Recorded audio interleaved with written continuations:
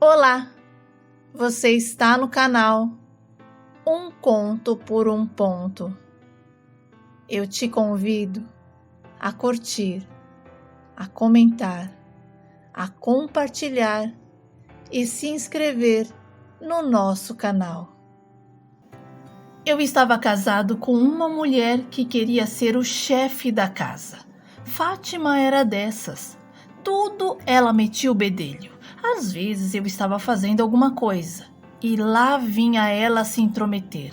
Dar palpite e ordem era uma agonia só. Aquilo me irritava muito. Mas como eu sempre fui um cara que tinha medo de magoar as pessoas, eu ficava na minha. E por conta disso passei muitas vergonhas. Até mesmo uma vez, quando eu coloquei o carro à venda. E o rapaz chegou para negociar comigo. E nem deu tempo de eu me apresentar, porque a Fátima entrou no meio. Tomou a chave da minha mão, abriu as portas do carro, ligou, mostrou o motor, fez tudo. E quando eu dizia alguma coisa, ela atropelava assim pelo meio. E a minha cara mexia de vergonha.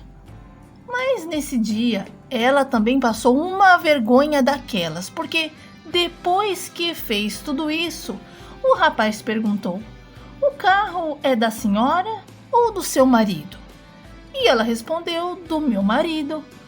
"Mas o que é dele é meu, então é nosso." E o rapaz, também um pouco irritado com a falação da minha mulher, respondeu: "Minha senhora, pelo telefone eu falei com o seu esposo e eu preferia continuar a negociação com ele, se a senhora não se importar."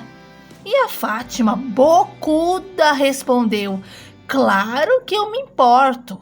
Vai que o senhor enrola ele, porque esse meu marido aí, ó, qualquer um tira vantagem dele."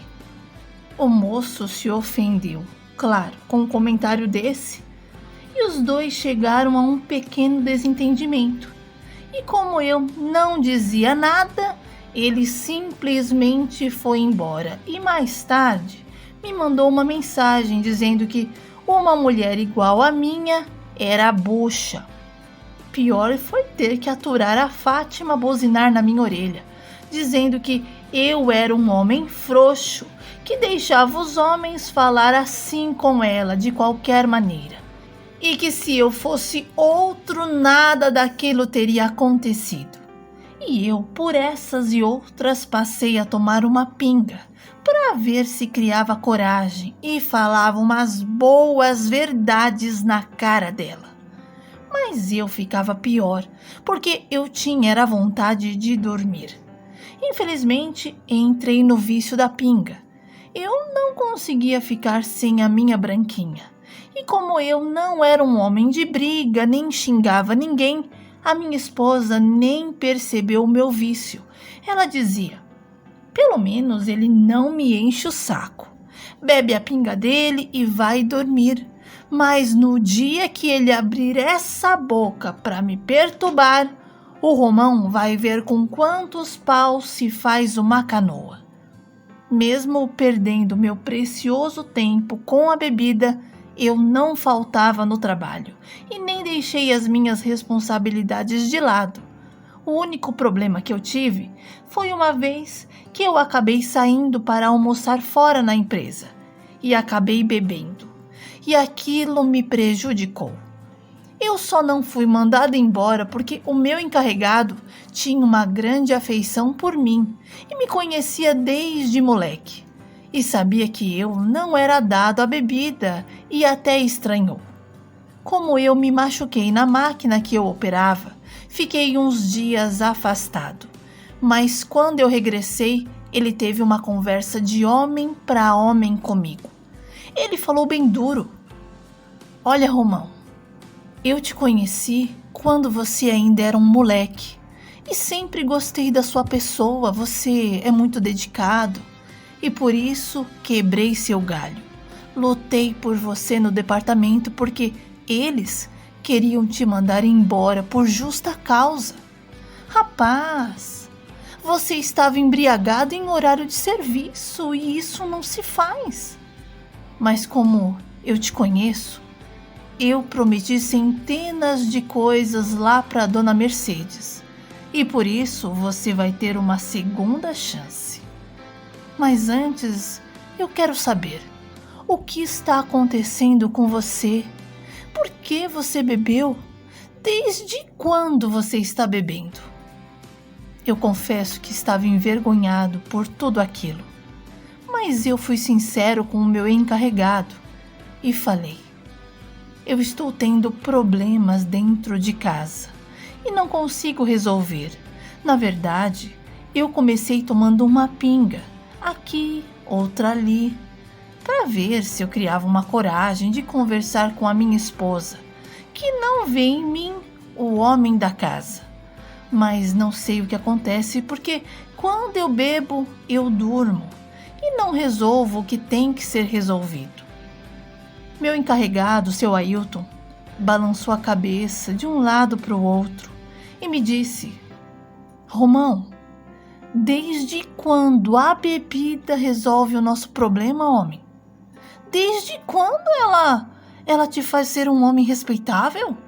Na verdade, você está tentando sair de um problema para entrar em outro. E pior, vai ficar sem valor, porque bêbado não tem vez.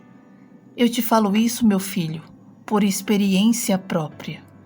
Eu fui um homem que viveu 40 anos só no vício.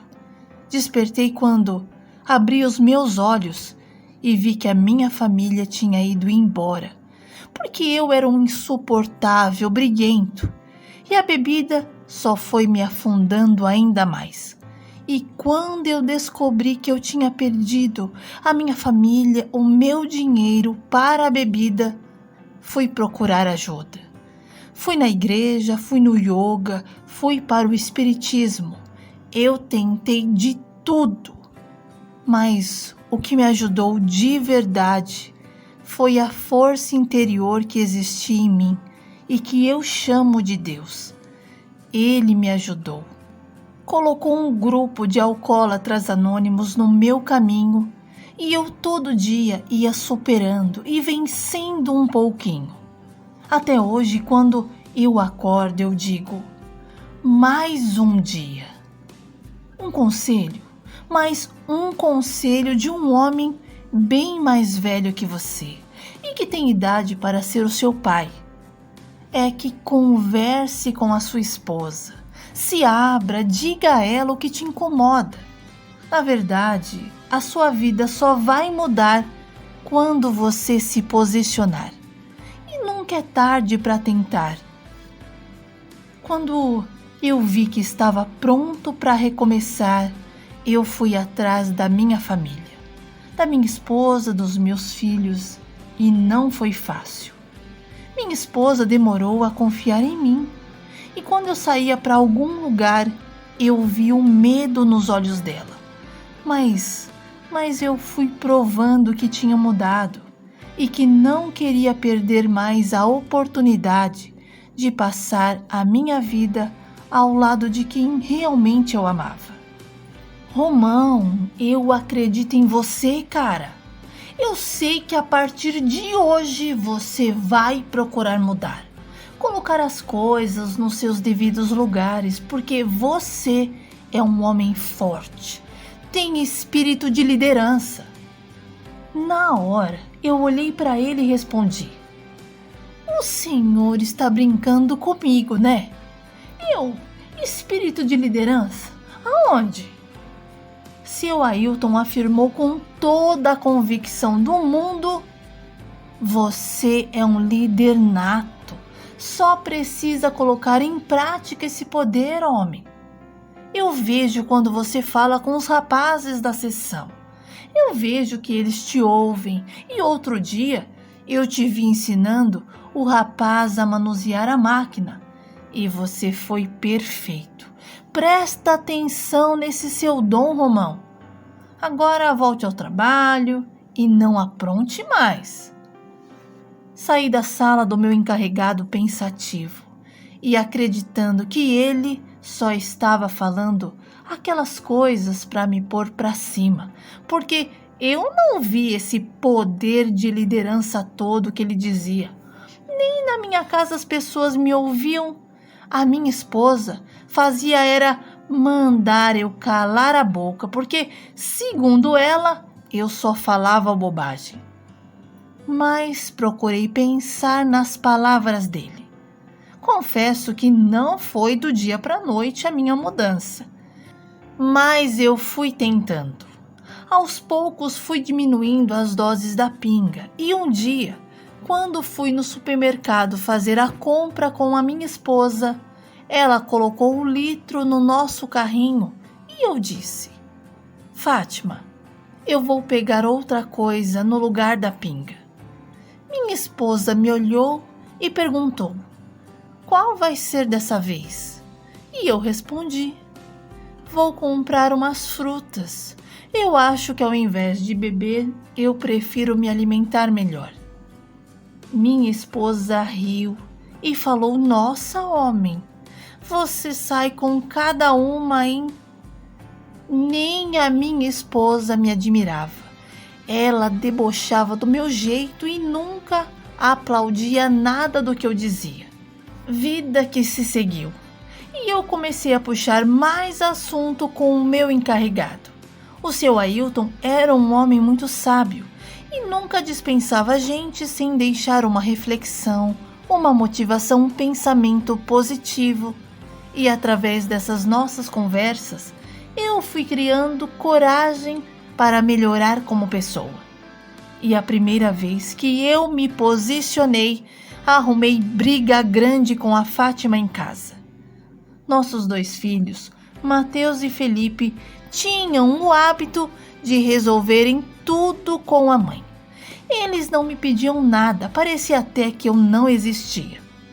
E o mais velho, Mateus, queria porque queria dormir na casa da minha cunhada. E eu achava esse negócio de deixar a criança na casa dos outros uma péssima ideia. Bem diferente da minha esposa, que não via problema. E ela simplesmente disse: Mateus pode ir, só respeita sua tia. Na hora que eu ouvi aquilo, contei até 3 e disse: não vai não, senhor, vai ficar em casa. Mania essa de ficar nas portas? Fátima olhou para mim e respondeu: ele vai sim. Inclusive até comprei um pijama novo para ele, pois aquilo me deixou nervoso por dentro. E eu fui lembrando das palavras do meu encarregado e não perdi a mão da minha autoridade e falei: ele pode muito bem usar o pijama novo em casa. Já falei que ele não vai e pronto. Meu filho começou a chorar, espernear e a mãe dele dizendo que ele ia sim, porque já estava combinado. Nessa hora eu respirei bem fundo e falei: a minha palavra vai prevalecer nessa casa. E eu estou dizendo que ele não vai e ponto final. E você, Fátima, não vai mais tirar a minha autoridade como pai e chefe de família. E se ele continuar com essa manha toda, eu vou dar uma boa chinelada para ele aprender quem é que dá as ordens aqui dentro de casa. Mas o Mateus não parava de desobedecer e por isso eu fui obrigado a pegar o meu filho e apresentar o chinelo para ele e dizer que se ele não parasse, o chinelo ia cantar. E quando Mateus viu que eu estava falando sério, parou na hora. Mas a Fátima achou um absurdo o meu comportamento e ficou resmungando. Mas eu estava decidido a recuperar o meu trono dentro da minha casa. Eu era o rei ali dentro. Meu encarregado me emprestou uma montanha de livros de autoajuda, de comportamento, e eu fui me alimentando e desenvolvendo dentro de mim grandes habilidades que eu nem sabia que existia. Deixei o meu medroso de lado e me tornei um homem corajoso. Comecei a me comportar de forma diferente. Mudei a postura e dei valor a mim, em tudo que era importante e tinha significado para mim. E as coisas foram acontecendo. Fátima, que não gostou no começo, inclusive pensou que o meu novo jeito era por conta de alguma sirigaita. Mas não tinha nenhuma mulher no meu caminho a não ser ela. Outra atitude diferente que eu tive com a minha esposa foi quando um vizinho me chamou para falar da parede que estava com infiltração. Eu saí para conversar com o seu Carmo e não passou nenhum minuto, a Fátima veio atrás. Veio perguntando o que estava acontecendo, aquele jeito dela, sabe? E eu olhei bem nos olhos da minha esposa e falei: Fátima, entra porque eu estou resolvendo assunto de homem. Minha esposa até tentou revidar, mas eu estava firme e não arriei. E ela entendeu e entrou e ficou pela janela especulando o que eu estava conversando. Foi difícil colocar a minha esposa no lugar em que ela nunca deveria ter saído, mas eu consegui. E fui mostrando como eu gostaria que ela me tratasse. Fátima passou a pensar 2 vezes antes de dizer qualquer coisa que pudesse vir me machucar. Sabe, eu estava tão sedento em ser uma pessoa diferente que depois de muitos anos resolvi fazer um curso de programação neurolinguística, porque eu queria ressignificar muita coisa dentro de mim, ter equilíbrio, melhorar a forma que eu me comunicava. Eu precisava superar as minhas metas, minhas emoções, e esse curso foi perfeito. Eu aprendi tanto que até a minha esposa teve que admitir que eu era outro e que ela gostava mais de mim agora. Eu queria uma mudança geral e por isso enviei currículos para outras empresas. E o seu Ailton me apoiou, porque a nossa empresa era pequena e não tinha como eu crescer lá dentro. Inclusive, ele conhecia um diretor de uma multinacional para quem nós prestávamos serviço e que era amigo dele. E por isso iria tentar falar com esse homem para ver se ele conseguia me colocar lá dentro. Comentei com a minha esposa e ela falou: vou rezar, meu nego, para dar tudo certo para você. E eu consegui entrar para essa empresa. Seu Ailton deu um telefonema para o Wagner e o homem pediu para eu mandar o meu currículo. Assim que o meu currículo chegou nas mãos dele, eu fui chamado para uma entrevista e no dia seguinte recebi uma ligação dizendo que iriam me contratar. Trabalhei apenas 6 meses como operador de máquinas e na sequência fui promovido como encarregado e depois enviado para outra filial como gerente de equipe. O seu Ailton, o meu ex-encarregado e amigo, se aposentou e continuamos mantendo contato. E estamos sempre juntos nos reunindo e aprendendo um com o outro. Minha vida mudou muito depois de uma palavra positiva. E eu tento fazer isso com as outras pessoas que trabalham comigo. Eu sempre dou uma palavra de motivação. Converso, trago para perto, porque descobri que todo mundo é importante.